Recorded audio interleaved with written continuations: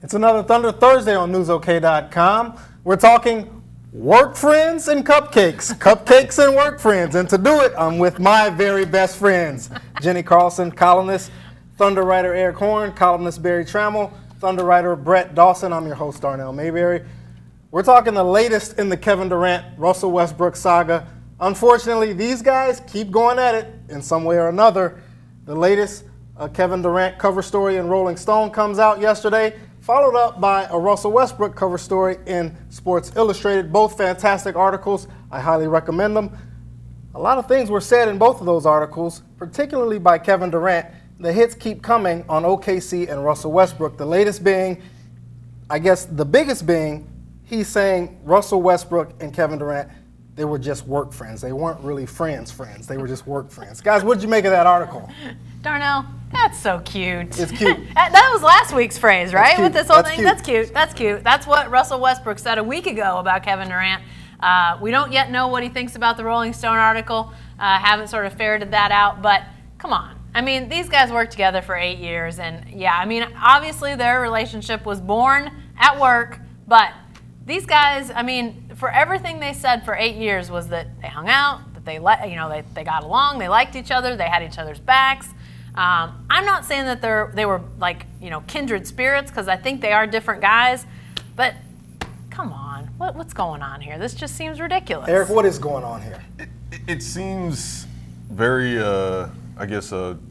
strange, I guess would be the easiest word to say. I particularly remember going on road trips and seeing these guys together, sitting next to each other at the top of the bleachers at Cameron Payne's high school Hall of Fame induction ceremony. They're eating barbecue together in Memphis. These guys did stuff together. Now, that doesn't necessarily mean that they were more than work friends. I mean, you have people you go to lunch with at work all the time, but you don't hang out with away from work. So is it necessarily false?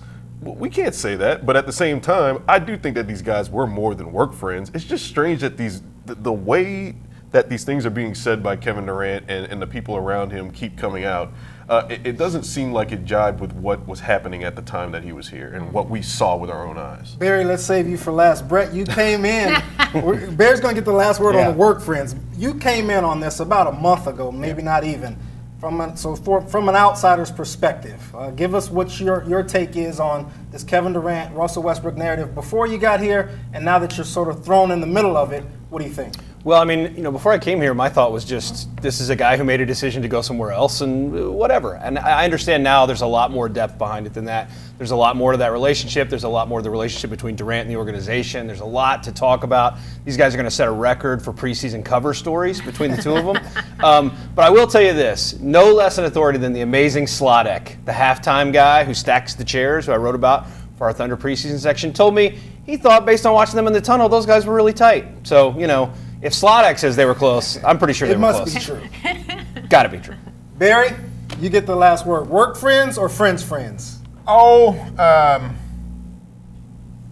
don't know that we can.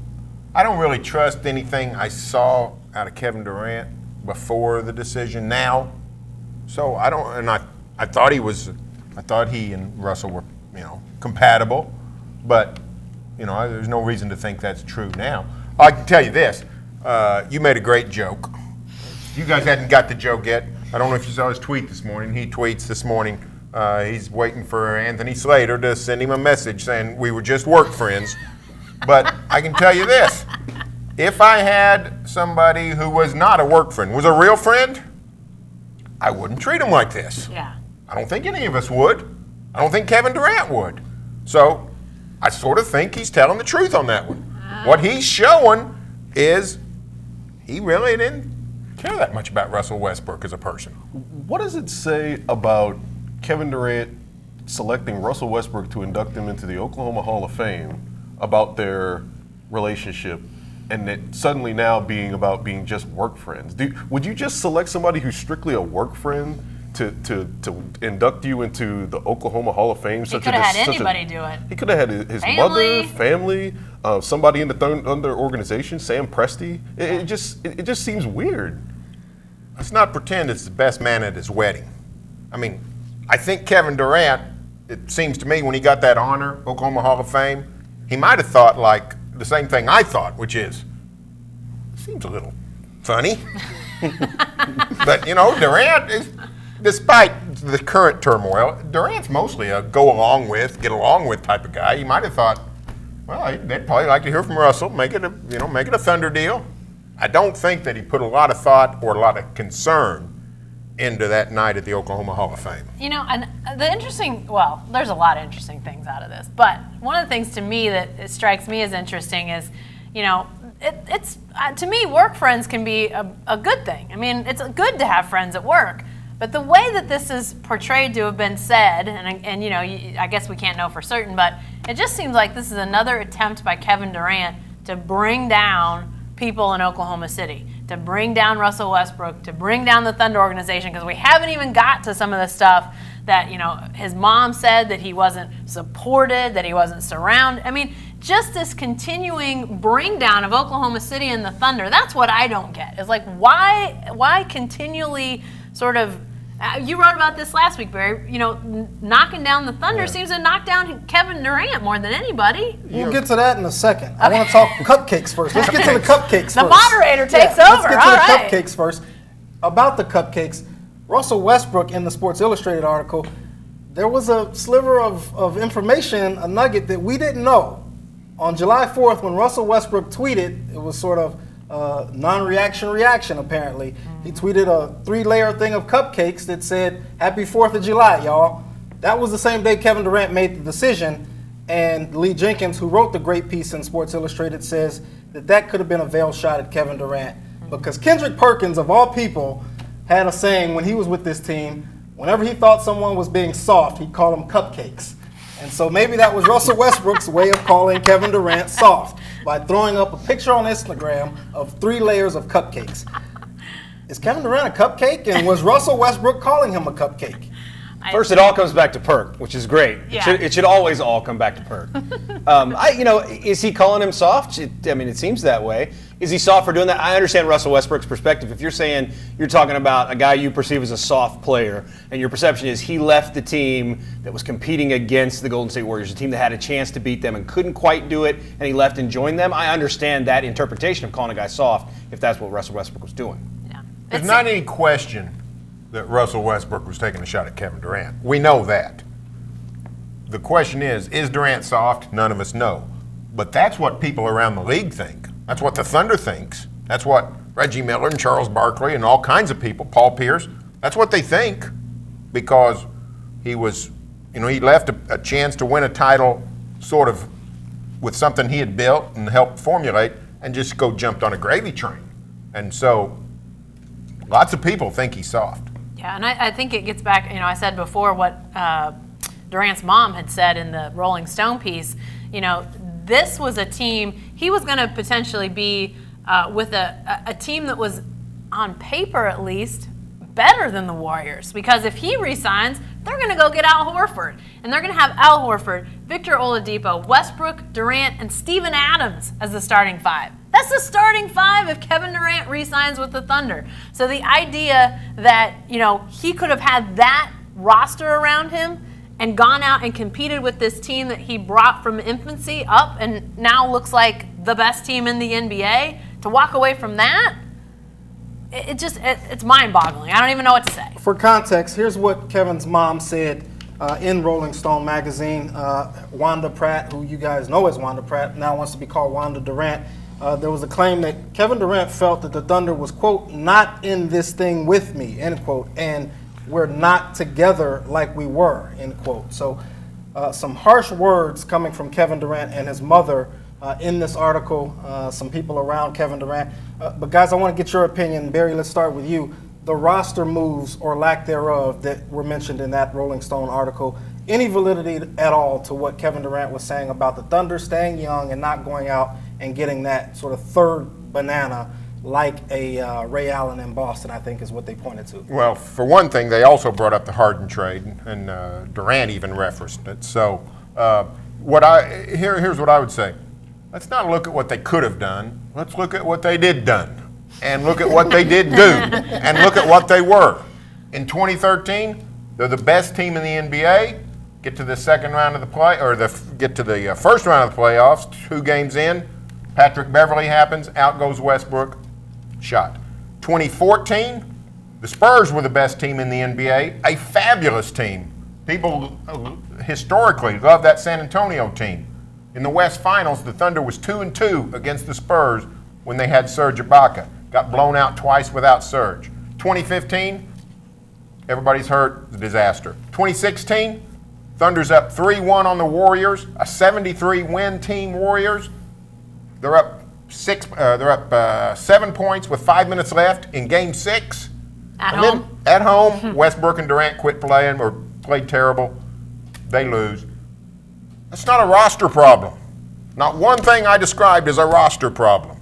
It is a luck problem, and it's a performance problem.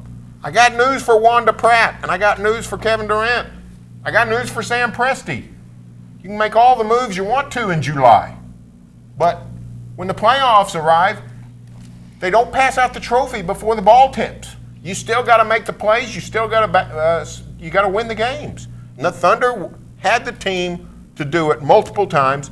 It just didn't work out. Well, two things, guys. It really sounds low of Kevin Durant to blame it on other moves when they had a chance to close out the Warriors in Game 6 of the Western Conference Finals. They had a 3-1 lead, and Russell Westbrook and Kevin Durant were in large part the reason that they didn't get it done. So that's number one. Number two, the Thunder did try to go out and get big-name players. They tried to get Pau Gasol. They failed. Kevin Durant and Russell Westbrook were in the meeting with Pau Gasol in Los Angeles, and it didn't happen. Pau Gasol chose Chicago. He's now in San Antonio.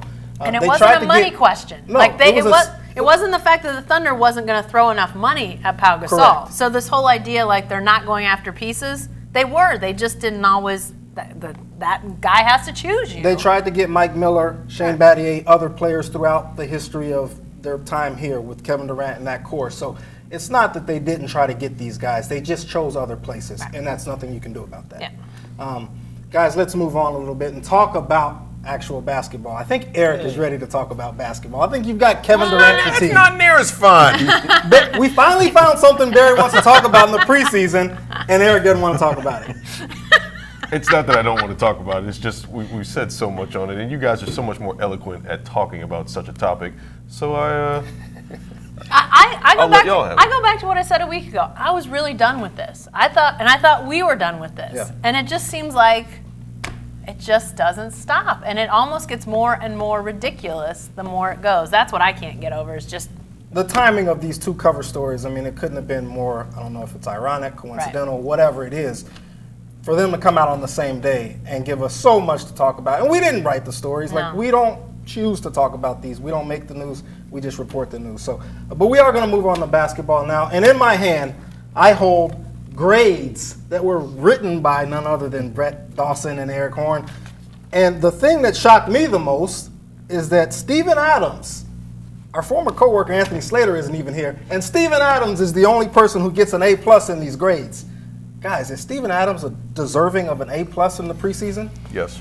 Asked and answered. Says the guy who graded Steven Adams. Look, we're not talking about this from a context of, is Steven Adams the top 10 center in the NBA? Is Steven Adams a potential all-star? We're not talking about that. We're talking strictly preseason. When Steven Adams was on the floor, he was the best Thunder player. Ahead of Russell Westbrook, ahead of Victor Oladipo. Yes. Victor Oladipo didn't really have a great preseason aside from his first game and some sprinkled in bits when he came back and played here. But Steven Adams was a force on defense. He changed the way the Thunder played defense when he was on the floor. Now, granted, his first game back from the ankle injury, he was playing against a second unit from Minnesota like Cole Aldrich. God bless him. He was working over poor Cole. But the next game, he played against a really talented front court in Nurkic and Jokic for Denver. You just wanted to say those two guys' names. I didn't want to. I was really stumbling over him. But he made those guys look rather pedestrian in the way he was getting shots up over them and then altering shots on the defensive end. He's really come leaps and bounds from the beginning of last season in terms of his ability to handle the ball, pass the ball, and shoot. And he's completely deserving of his A+. I had no problems giving him that. Well, here's the thing, guys. Only 3 of these games were broadcast on television, 1 on Fox Sports Oklahoma, another 2 on NBA television. So most people probably didn't get to see the Thunder being played. And Brett Dawson's actually writing about that in Friday's editions of the Oklahoman. So, Brett, what else can you tell us that people might not have seen in Steven Adams this preseason You didn't grade Steven Adams. Eric did. Would you have given him an A+, and what did you see that makes him have a grade so high? I would have given him an A. I will disagree with my esteemed colleague in one regard.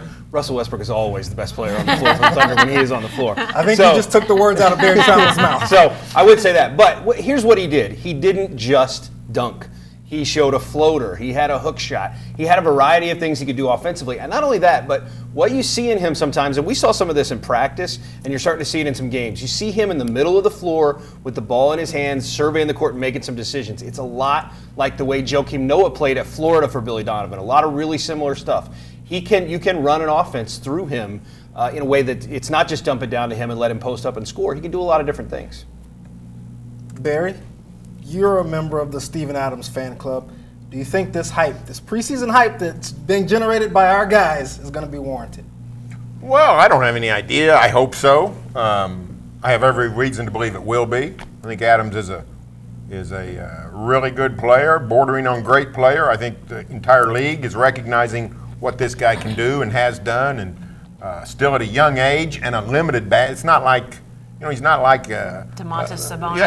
He's not like guys who grew up at the age of 5 playing basketball. I mean, he's fairly new to the game still, so he's going to keep getting better. So I think there's every reason to be optimistic about Steven Adams. Now, A+ preseason. I mean, I don't know and really don't care.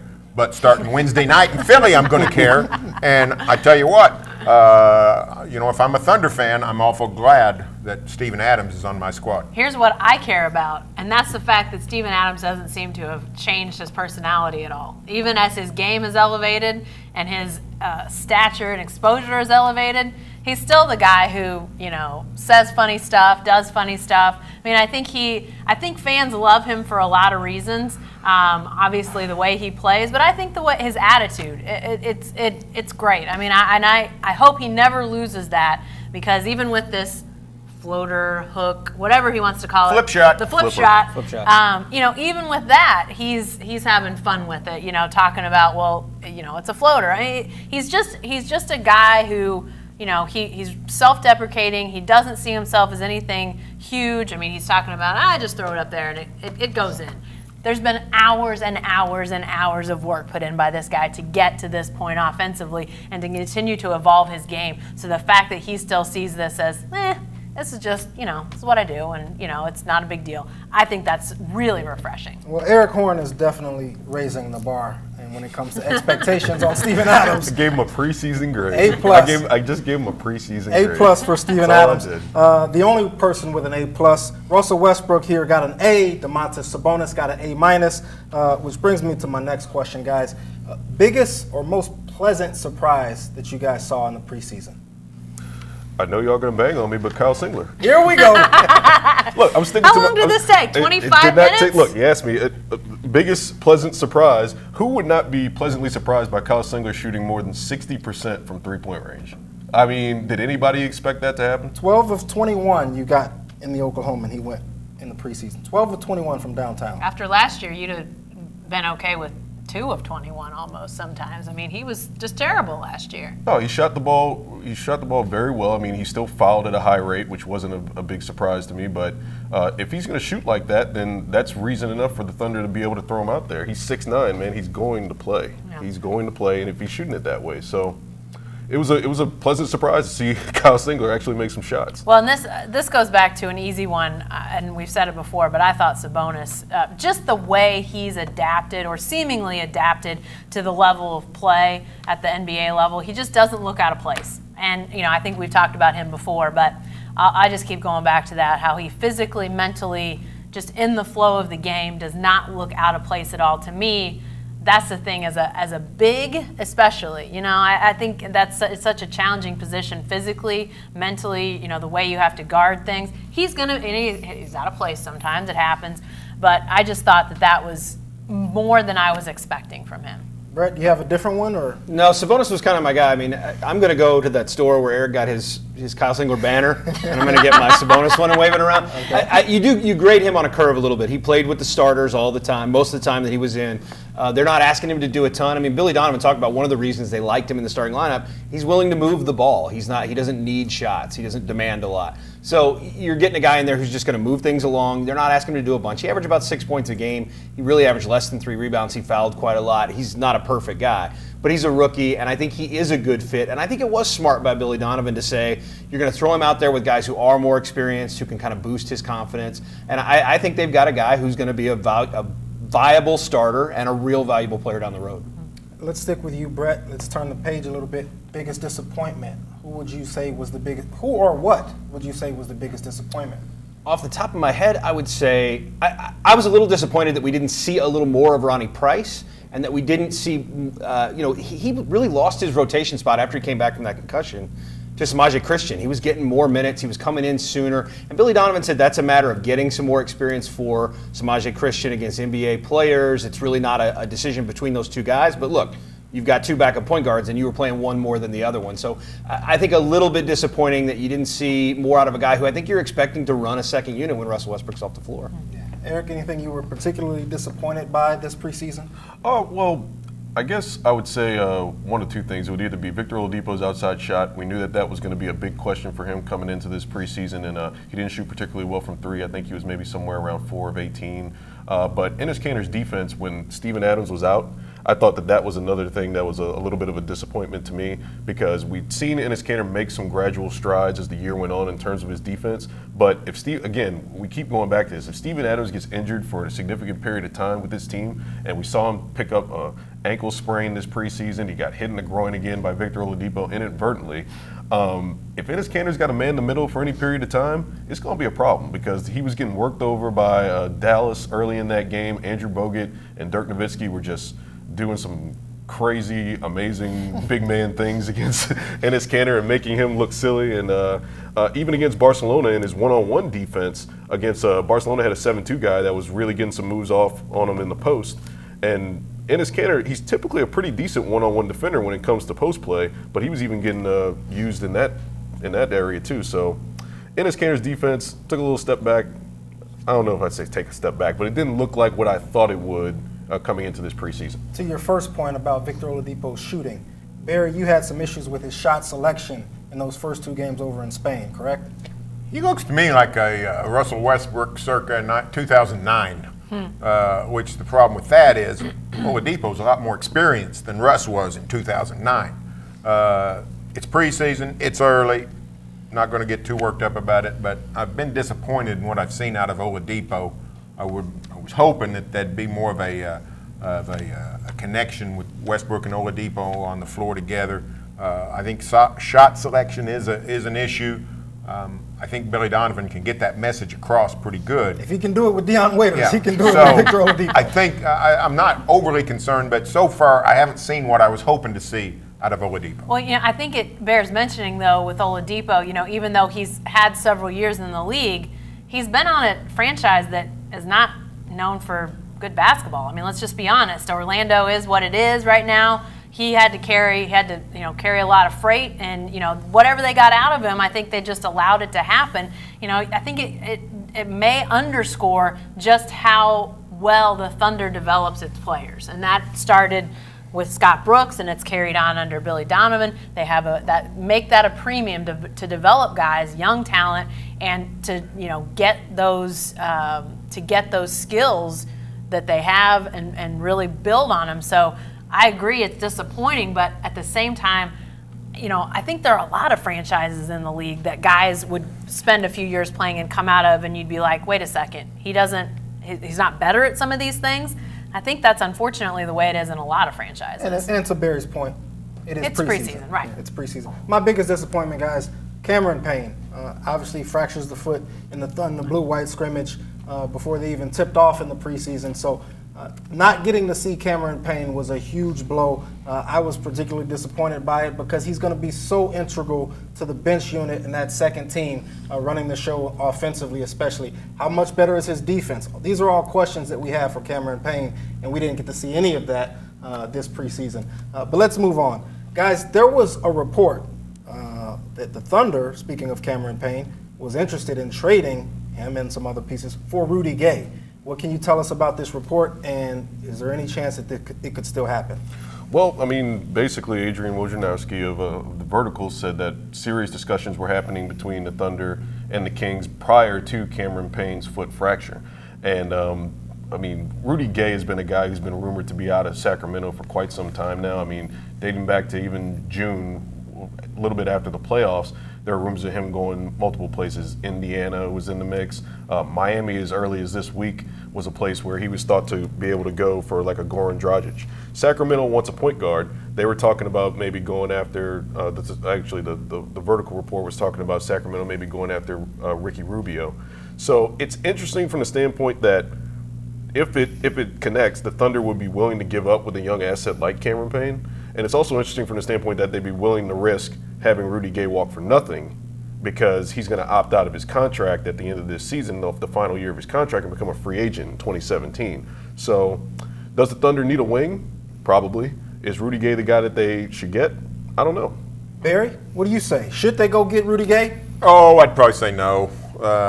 He does not have a history of making teams better. In fact, he has a history of teams improving after he goes. Memphis traded him. Lionel Hollins gets all worked up, and the Grizzlies, that's really when they sort of became the Grizzlies that we know today still. So he's ended up he was in Toronto, Sacramento, didn't make any kind of a meaningful impact on either one of those teams when they needed lots of help. So if you could get him for relatively nothing, I would say, okay. I would not trade Cameron Payne for him. He sort of strikes me as, I think about him in some of the same ways I think about like O.J. Mayo and Dwight Howard to some degree, you know, like Barry said, guys that when they leave a team, it almost elevates that team because it's weights off their shoulders or something. And I think all three of those players have some, you know, have some serious skill, obviously, but for whatever reason, just doesn't seem to have worked out great of rosters they've been on. So I'm sort of in the, I don't know. I'm not real high on that idea. Brett, contrary to whatever Kevin Durant may say or believe now, do you think the Thunder's culture could help with a guy like Rudy Gay in terms of fit here in Oklahoma City? Yeah, I mean, I don't know Rudy Gay. I don't know exactly what his personality is. I only know what you hear about teams that he's been around, and the idea, it does seem that whenever he's on a team, it seems to be a lot of teams looking to move Rudy Gay. That seems to be a thing that happens. You know, I'm a subscriber. I think it's Gary Parrish, who's covered college basketball for a long time. Gary Parrish's knucklehead rule. You can have one knucklehead. You can always have a knucklehead. If you've got a good culture, you can absorb a knucklehead, and the other guys teach him not to be a knucklehead. You get 2 or 3, now they start to influence your culture. So, yeah, I think absolutely. They've got the kind of franchise, the kind of program they've built here, and the kind of leader and personality in Russell Westbrook who gets you over that hump when you bring a guy like that in. I think you absolutely can do it. Is Rudy Gay the guy? Is he the fit? You know, you look at his history and it indicates maybe no. Roll call. Does the Thunder already have a knucklehead? I don't think so. Maybe not in a negative connotation. I mean, is knucklehead always have to be a negative connotation? I would Yeah, generally think think for this, yes. I've never used it in the positive. well, their quote-unquote knucklehead might be on the way out the door in a little bit. Well, so. okay. We almost point. don't consider him. I mean, like, I didn't even think of McGarry. I'll be honest with you. The Thunder has to pare down the roster, and that was going to be my next question. We all assume, and probably correctly, that Mitch McGarry is going to be that guy who's going to be the odd man out. The question is, how does the Thunder do it? Do they cut him? Do they trade him? What can you get for him? What do you guys see coming on the Mitch McGarry front? Well, I mean, before this supposed serious talks broke down, I thought Mitch McGarry, when I read about it, I was like, Mitch McGarry probably would have been a guy who could have went to Sacramento. I mean, they've got a week. I'm sorry. Every time I think about Sacramento, I'm just like, that is such the craziness of the Sacramento Kings. Throw Mitch McGarry into that mix.